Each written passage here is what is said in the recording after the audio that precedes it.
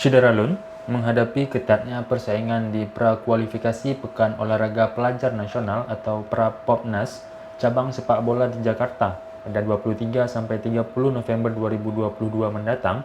Aceh memilih 18 pemain terbaik. Pemain ini akan ditangani trio pelatih Mulia Saputra, Khalid Al-Ma'mun, dan Satria.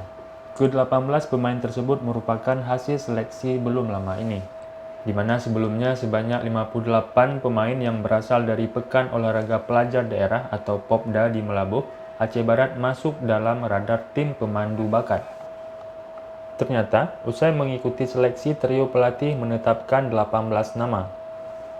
Pada Prapopnas Wilayah 1 di Jakarta pada 23-30 November 2022, kesebelasan Aceh dipastikan masuk grup berat. Muhammad Haikal. Tonton video ini selengkapnya di YouTube Serambi On TV dan Facebook serambinews.com.